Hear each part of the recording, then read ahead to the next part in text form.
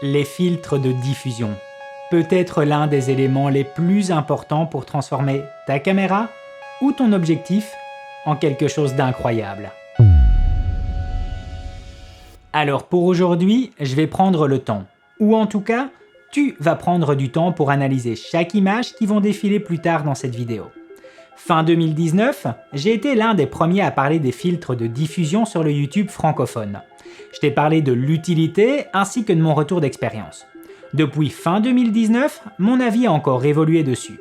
Si tu ne le sais pas encore, un filtre de diffusion est un filtre venant se placer devant ton objectif afin de diffuser la lumière différemment. Il va aussi séparer certaines fréquences, venant ainsi modifier la netteté de ton image. Ce type de filtre est de base utilisé en fiction, mais se démocratise de plus en plus avec des utilisations pour du corporate, du documentaire, du beauty shot, clip de musique et bien d'autres. En fait, ce que tu dois comprendre, c'est que c'est l'un des accessoires dans lequel tu dois investir pour différencier ton image. Il sera comme ton arme secrète face à d'éventuels concurrents. D'autres auront bon acheter la même caméra ou objectif que toi, ils n'arriveront jamais au même résultat sans ce type de filtre. Je te le dis à l'avance, cela va te coûter de l'argent et du temps. Tu vas devoir prendre le temps de faire le tri parmi le petit millier de modèles s'offrant à toi. Le choix est énorme, plusieurs marques existent, offrant plusieurs variantes sur différents niveaux d'intensité et avec des appellations spécifiques à chaque marque. Un véritable casse-tête. Cerise sur le gâteau, très peu de magasins physiques ont l'intelligence de stocker ou de mettre à l'essai ceux-ci. Le seul conseil global qui pourra ressortir de cette vidéo, si tu investis dans un filtre de diffusion au format circulaire, assure-toi de prendre un diamètre de minimum 82 mm afin de venir l'adapter avec des bagues sur tes différents objectifs. Plus le temps passe et plus j'accorde de l'importance au filtre, qu'il soit à densité neutre ou à diffusion. Ce que je vais te dire maintenant, j'ai longuement hésité à t'en parler car j'ai l'impression d'être imbu de ma personne en prononçant ces mots. Si tu t'es déjà abonné à la chaîne, tu sais que j'ai investi dans la caméra de mes rêves avec la C70 de Canon. J'ai ensuite ajouté le R6 mais sans avoir les mêmes convictions d'achat. Je n'ai jamais eu de coup de cœur sur le R6 par rapport aux vidéos présentes sur YouTube. J'ai eu beau chercher avec des mots comme cinématique, film look, je n'ai jamais trouvé d'image pouvant déclencher un achat impulsif envers celui-ci. Et pourtant, je suis littéralement scotché par le résultat de mes images filmées avec le R6. Ce sont pour moi les plus belles images filmées au R6 que j'ai jamais vues, et elles le sont grâce à ces filtres de diffusion. Pour la marque, et de par l'influence de YouTube, je me suis directement dirigé vers Tiffen, une marque historique d'origine américaine et qui sera peut-être compliquée à trouver en Europe. Dans mes images tournées en extérieur, tu verras aussi la mention du filtre Natural, qui est un filtre à densité neutre fixe de chez Tiffen. J'ai fait une vidéo spécifique dessus avec le lien juste ici. Il s'agit pour moi du meilleur ND sur le marché. La qualité est incroyable et j'ai investi dans la densité 0,9 et 1,5 pour une bonne polyvalence. Par ces images, tu comprendras qu'il est possible de juxtaposer du ND avec du diffusion. Assure-toi par contre de toujours placer ton ND en premier. Durant cette vidéo, tu verras la démonstration de 5 filtres Tiffen avec du Black Satin, Promist, Black Promist, Glimmer et Pearlescent. Je n'aurai par contre qu'un seul niveau d'intensité à te montrer. Pour le premier exemple, il va s'agir d'une série de face caméra reprenant deux types d'éclairage. Ce que tu vas devoir analyser, la différence entre avec ou sans filtre, le rehaussement des noirs, le niveau de netteté, la diffusion de la lumière et surtout autour des sources lumineuses, ainsi que l'espèce d'aberration chromatique toujours autour de ces sources lumineuses. Prends ton temps pour analyser chaque détail et ne va pas forcément te braquer sur l'aspect de certains, car tu risques d'être surpris plus tard dans cette vidéo.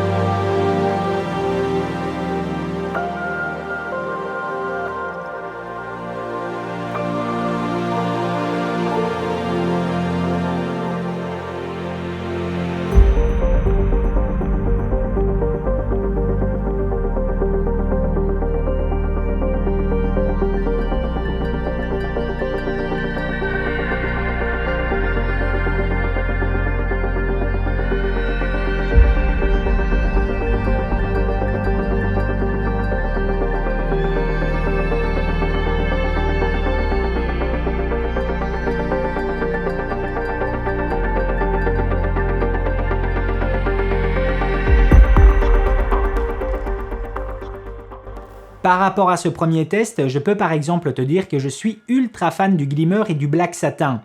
Le Glimmer est pour moi mon numéro 1 car très polyvalent et sans trop relever les noirs. Je peux aussi te dire que le Pro Mist et Pearlescent ne me plaisent pas du tout car la diffusion de la lumière ne me plaît pas. Par contre, il serait idiot de s'arrêter à ce test en environnement contrôlé et avec lumière artificielle. J'ai donc emmené avec moi 3 filtres pour une sortie en extérieur. J'ai choisi le Black Satin, Glimmer, et je me suis forcé à prendre celui qui me plaisait le moins avec le Pearlescent. Et bon Dieu que j'ai bien fait de le faire.